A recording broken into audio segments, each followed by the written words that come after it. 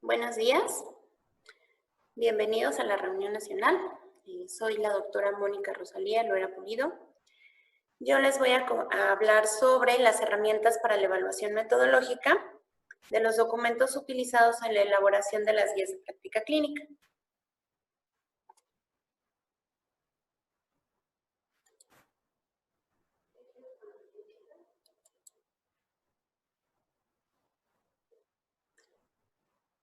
Bueno, ¿por qué debemos evaluar una guía de práctica clínica?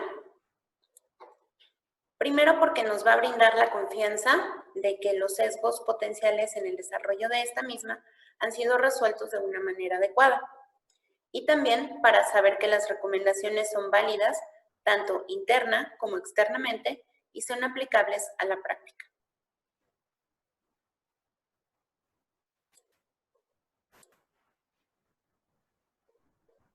Vamos a hablar sobre el instrumento AGRI. ¿Qué es AGRI 2?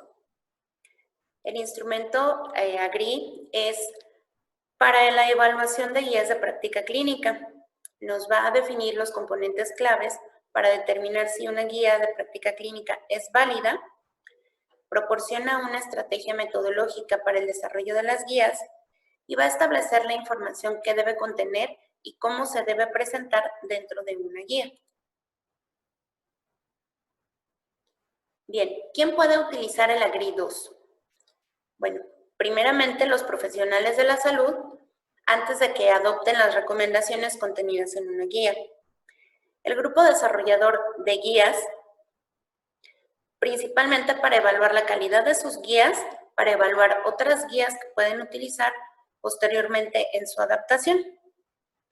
Tomadores de decisiones para elegir si una guía será recomendada o puede orientar algunas decisiones en políticas de salud. Y para educadores, para mejorar las habilidades de la evaluación crítica entre los profesionales de la salud.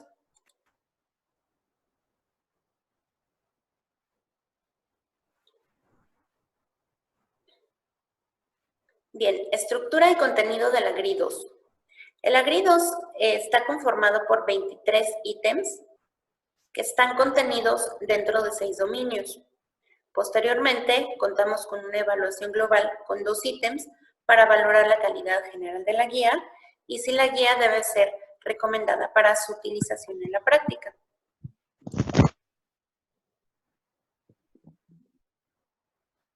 ¿Cómo debemos utilizar el AGRI 2? Bueno, tenemos que leer la totalidad del documento, tener disponible toda la información necesaria. Cada guía de práctica clínica debe ser evaluada al menos por 2 evaluadores y preferentemente por 4.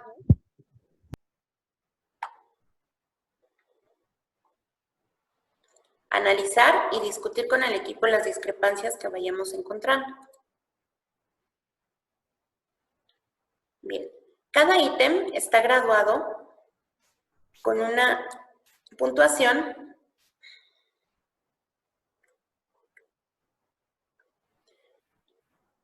que va de 1 a 7 puntos. El 1 sería que están muy en desacuerdo, si es aquí que la información no es relevante o si el concepto se va a presentar en una forma vaga. El 7, que están muy de acuerdo, si la calidad de la información es excepcional y todos los criterios se han alcanzado. Y entre 2 y 6, si la información no cumple por completo con los criterios o las consideraciones que hay.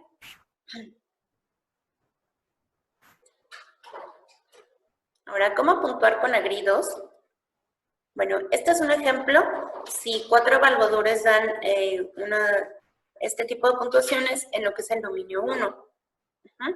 Vamos a tener aquí el total de cada uno y al finalizar nos va a dar un 57%.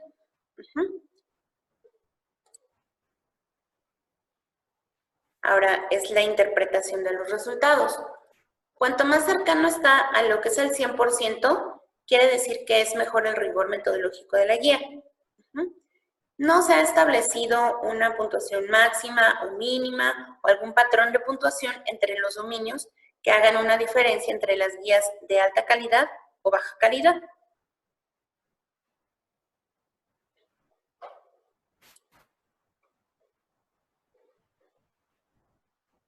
Vamos a ver por separado cada uno de los dominios de lo que es el AGRI 2. El dominio 1, alcance y objetivo, se va a enfocar en lo que es, como ya lo comentamos, el objetivo general de la guía y que tiene que estar específicamente descrito. Aquí vamos a tener los objetivos de salud, ya sea prevención, diagnóstico o tratamiento, a lo que está enfocada la guía. El beneficio o el resultado esperado. Y las dianas, en este caso la población de pacientes o la sociedad a la cual está dirigida la guía. El aspecto de salud cubierto por la guía está específicamente descrito, es el segundo ítem, y aquí nos va a hablar sobre la población diana, las intervenciones o las exposiciones y las comparaciones, si este es el caso, así como el resultado. El tercer ítem habla sobre la población a la cual se pretende aplicar la guía está específicamente descrita. La población diana, género y edad debe estar incluida aquí, así como la severidad, estadio de la enfermedad, si esto fuese relevante dentro de la guía, y las poblaciones que se excluyen, si también son relevantes. En el dominio 2 tenemos lo que es la participación de los implicados. Aquí nos va a dar el grado hacia el cual está enfocada la guía y son 3 ítems más. El grupo que desarrolla la guía incluye individuos de todos los grupos profesionales relevantes. Aquí debe venir específico el nombre, la disciplina, especialidad, institución a la cual pertenecen los participantes del grupo desarrollador, así como la descripción del papel de cada miembro durante la guía. El ítem 5, se han tenido en cuenta los puntos de vista y preferencias de la población diana, pacientes, público, etc. Va a mencionar estrategias utilizadas para captar preferencias de los pacientes, resultados recogidos sobre la información de los mismos pacientes, así como descripción cómo la información fue usada para la elaboración de la guía. El siguiente ítem nos habla sobre los usuarios diana de la guía. ¿Están claramente definidos? Aquí va a haber una clara descripción de la audiencia a la que va dirigida la guía. Descripción de cómo la guía puede ser usada por su audiencia.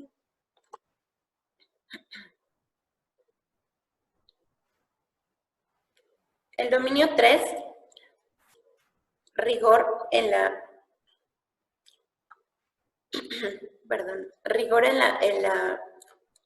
evaluación. ¿Se han utilizado métodos sistemáticos para la búsqueda de la evidencia?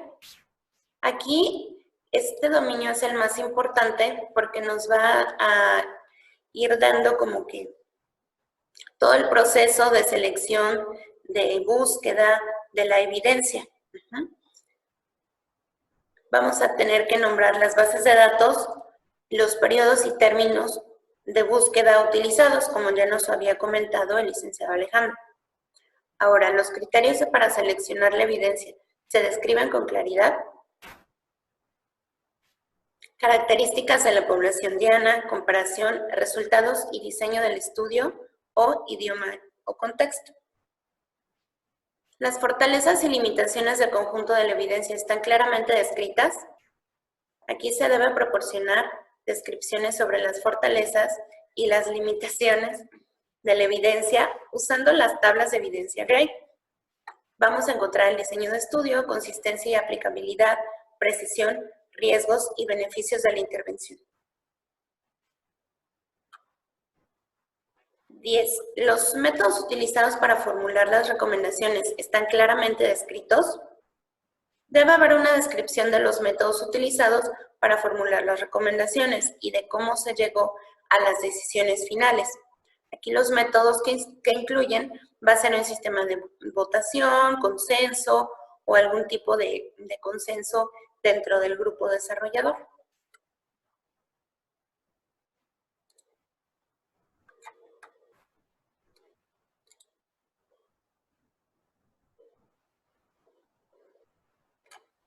Continuamos en el mismo dominio con otros 4 ítems más donde nos va a decir, al formular las recomendaciones, ¿han sido considerados los beneficios en salud, los efectos secundarios y los riesgos? Aquí la guía debe considerar los beneficios en salud, efectos secundarios y riesgos cuando se formulan las recomendaciones. Debe presentarse evidencia de que dichos temas han sido considerados y las recomendaciones van a reflejar las consideraciones tanto de los beneficios como los daños o efectos secundarios y riesgos. ¿Hay una relación explícita entre cada una de las recomendaciones y las evidencias en que se basan? Debe haber relación explícita entre cada recomendación y la evidencia. Los usuarios de la guía deberán ser capaces de identificar el cuerpo de evidencia relevante para cada recomendación. Las recomendaciones están enlazadas a los resúmenes de evidencia, tablas de evidencia, que están dentro de la sección de resultados de la guía. La guía ha sido revisada por expertos externos antes de su publicación. La guía debe ser revisada externamente antes de que se publique. El propósito de la revisión externa debe tener métodos utilizados para la revisión, descripción de los revisores externos, así como número, tipo de revisores, afiliaciones, y los resultados de la revisión externa. El último ítem de este dominio se incluye un procedimiento para actualizar la guía. Aquí debe haber una declaración de que la guía será utilizada, el intervalo explícito de tiempo sobre cuándo será actualizada también.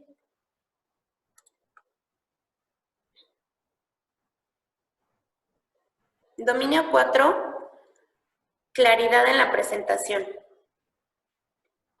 El ítem 15, las recomendaciones son específicas y no son ambiguas. Las recomendaciones deben ser una descripción concreta sobre qué intervención es adecuada, en qué situación y en qué grupo de pacientes. Debe haber una mención de la acción recomendada, propósito de la acción recomendada y la población relevante. El ítem 16, las distintas opciones para el manejo de la enfermedad o condición de salud se presentan claramente. Una guía del manejo de alguna enfermedad debe considerar las diferentes opciones para el cribado, prevención, diagnóstico o tratamiento de la condición en la cual aborda. En el ítem 17, las recomendaciones claves son fácilmente identificables. Los usuarios deben encontrar fácilmente estas recomendaciones dentro de la guía y pueden ser resumidas en un recuadro o escritas en negrita o subrayadas. Deben de tener así algún detalle que las identifique como recomendaciones claves.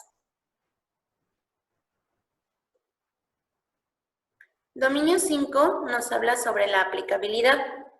Aquí vamos a encontrar los factores que facilitan, así como barreras que impiden la aplicación o la implementación de las guías.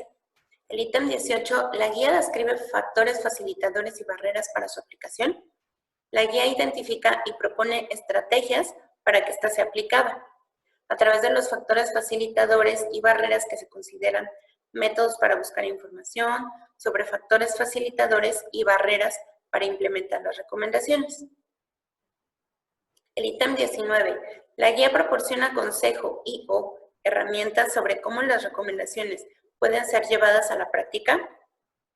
Para que una guía sea efectiva, necesita ser diseminada e implementada mediante materiales adicionales, como documentos resumidos de la guía o algoritmos.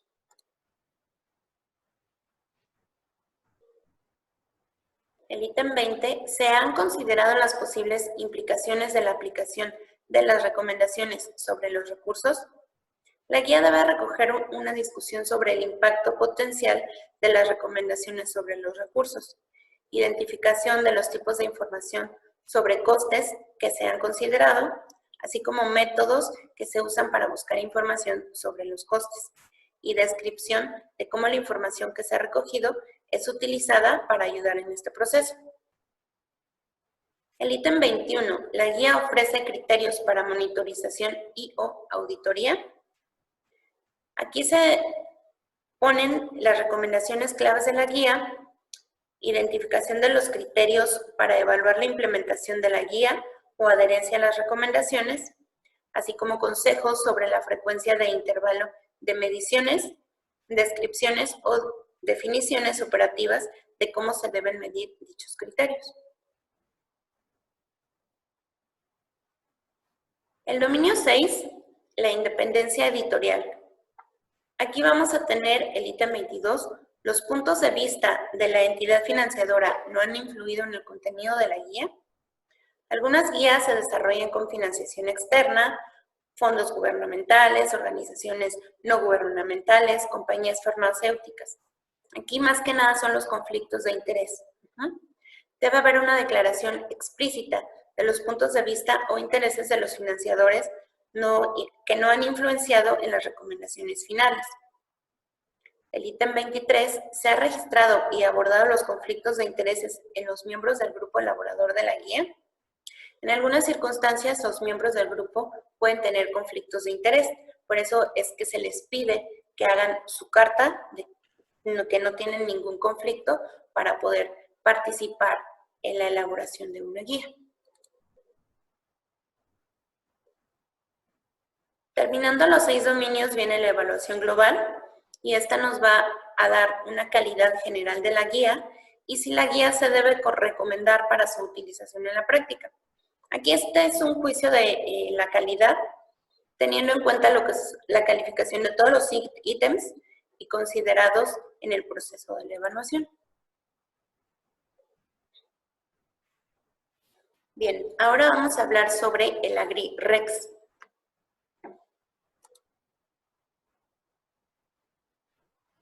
El Agri-Rex nos habla sobre la excelencia en las recomendaciones. Es una herramienta recientemente desarrollada y diseñada para evaluar la credibilidad clínica y la implementación de las guías de práctica. Va a proporcionar un modelo para el desarrollo y la presentación de informes de guías de práctica. Es un complemento del Agri-2. Aquí, entre asteriscos, dice que aún puede tener cambios en el manual de usuario. ¿Por qué? Porque como ha sido recientemente desarrollada, durante su aplicación todavía puede tener algunas alteraciones. ¿Quién puede utilizar el Agri-Rex? Bueno, como lo comentamos en el Agri-2, los desarrolladores de guías para evaluar sus guías y para evaluar guías externas para ver si se pueden adaptar a su propio contexto. Los responsables de políticas y directores de programas para ver si dependiendo de las recomendaciones se puede aplicar al contexto. Proveedores de servicios de salud para ver si las recomendaciones son apropiadas en su entorno clínico. Investigadores para evaluar la calidad de las recomendaciones en algún área en particular. Administradores de bases de datos de directrices para evaluar la calidad de las recomendaciones antes de incluirlas en sus bases de datos. Los educadores para enseñar habilidades de evaluación crítica y competencias básicas en el desarrollo y presentación de informes de recomendaciones de guías. Y finalmente las partes interesadas, los que se interesan en apoyar la mejora del desarrollo, en la presentación de informes y la evaluación de recomendaciones de guías de práctica clínica. El Agri-Rex se compone de 9 elementos que van a representar los dominios claves de calidad de las guías. 3 dominios, cada dominio va a contener diferentes ítems. Por ejemplo, el primer dominio habla de la aplicabilidad clínica. Aquí vamos a evaluar la evidencia, la aplicabilidad a los usuarios objetivo y la aplicabilidad a pacientes o poblaciones. El dominio de valores y preferencias, tenemos 4 ítems sobre valores y preferencias de los usuarios objetivo, valores y preferencias de pacientes o poblaciones, valores y preferencias de los encargados de formular políticas y tomar decisiones, y valores y preferencias de los desarrolladores de directrices. En el dominio de implementabilidad vamos a tener 2 ítems dirigidos hacia propósito y aplicación y adopción local.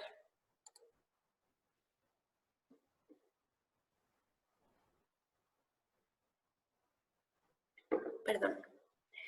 Cada artículo va a contener una definición sobre el artículo, criterios de calidad del artículo, pregunta de la calidad. Esta va a ser en una escala de 7 puntos, como en el AGRI 2, el 1 totalmente en desacuerdo, el 7 totalmente de acuerdo. Y una pregunta de evaluación de idoneidad para el uso de las recomendaciones. Igual, en una escala de 7 puntos, 1 totalmente en desacuerdo y 7 totalmente de acuerdo. El AGRI-REX también tiene 2 preguntas al finalizar sobre la evaluación general y haciendo un juicio general sobre la calidad de la guía. Ambas preguntas se van a calificar como sí o sí con modificación o no. El proceso de evaluación se recomienda que sean 5 evaluadores y este puede ser por 2 métodos. Uno, utilizando las puntuaciones individuales de cada uno de los evaluadores o llegar a un consenso con los 5 evaluadores. Al igual que en el AGRI 2, los evaluadores deben de haber leído completamente el documento para saber de lo que trata. El propósito de la puntuación que vamos a obtener nos va a ayudar a identificar las limitaciones de las guías que se están considerando, seleccionar las guías de alta calidad para implementarlas y para seleccionar la guía que sea adecuada al contexto de cada evaluador. La interpretación de puntuaciones. Aquí el manual no nos va a dar puntuaciones si es alta es muy buena, si es baja no. O sea, es como en el AGRI 2. Únicamente nos va a diferenciar la calidad entre las guías, nada más.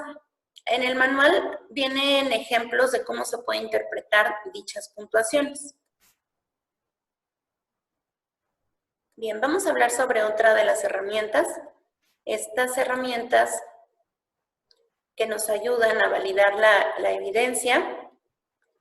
AMSTAR. El AMSTAR es un instrumento validado y soportado por evidencia reproductible para la evaluación de la validez interna de las revisiones sistemáticas de la literatura. Busca la evaluación de la calidad metodológica de revisiones sistemáticas de los ensayos clínicos. Consiste en 16 ítems que evalúan de manera global la calidad metodológica de una revisión sistemática. Estamos hablando de las herramientas en forma general para que nada más se den una idea de qué es lo que debe o lo que utilizamos para valorar la evidencia. La siguiente herramienta es el QUADAS 2. En el 2003 se desarrolló una herramienta que era QUADAS, la cual valora la calidad de los estudios de pruebas diagnósticas incluidos en una revisión sistemática. De la retroalimentación proporcionada por los usuarios, se generó lo que fue el instrumento QUADAS 2. Este va a constar de 4 dominios: la selección de los pacientes, una prueba índice, prueba de referencia, flujo y tiempos. Cada dominio es evaluado en términos de su riesgo de sesgo y los primeros 3 dominios también se evalúan por su aplicabilidad.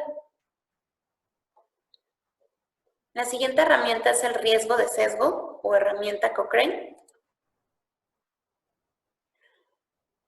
La herramienta Cochrane para evaluar el riesgo de sesgo nos va a dar lo que son las fallas en el diseño o en la realización, en el análisis y en el informe de los ensayos aleatorizados, lo que puede hacer que el efecto de la intervención se subestime, o sobreestime. Esta herramienta tiene como objetivo hacer que el proceso sea más claro y preciso. Valora 7 dominios apoyados por evidencia científica. La valoración de los revisores va de bajo riesgo de sesgo, alto riesgo de sesgo o un riesgo de sesgo poco claro. Y los dominios a evaluar van a ser generación de la secuencia aleatoria, ocultamiento de la asignación, cegamiento de los participantes y del personal, cegamiento de los evaluadores del resultado, datos de resultado incompletos, notificación selectiva de los resultados y otras fuentes de sesgo. La siguiente herramienta es Newcastle Ottawa. Esta escala es una herramienta que se utiliza para evaluar la calidad de los estudios no aleatorios incluidos en una revisión sistemática o un metaanálisis. Con esta herramienta, cada estudio se evalúa en base a 8 ítems categorizados en 3 grupos. La selección de los grupos de estudio, la comparabilidad de los grupos, la determinación de la exposición o el resultado de interés para los estudios de casos y controles o de cohortes, respectivamente.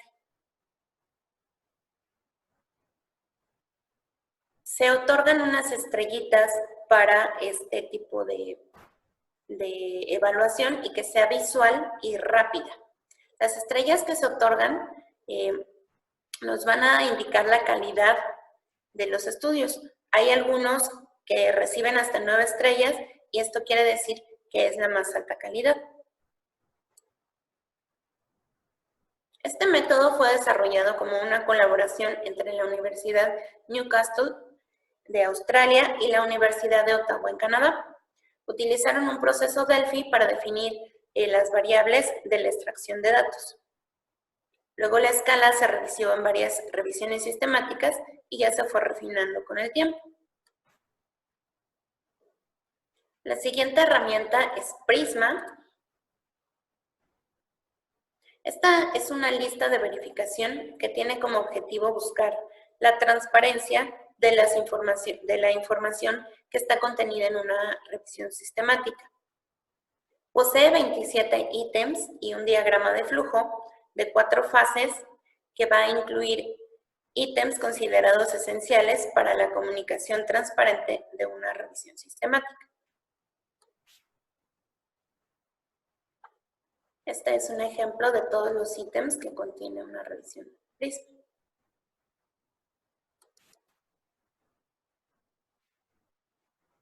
Y bueno, tenemos otras herramientas como algunas que comentó el doctor Cristóbal, otras herramientas más como la declaración de Stroop, que son estudios que nos ayuda a evaluar, estudios observacionales, la declaración Consort, que nos ayuda a evaluar los ensayos clínicos, la escala de Hadad, igual para ensayos clínicos, la escala de Pedro, que estudia estudios experimentales, y la escala de validez de dolor de Oxford. Ellas son las más comunes que se pueden encontrar.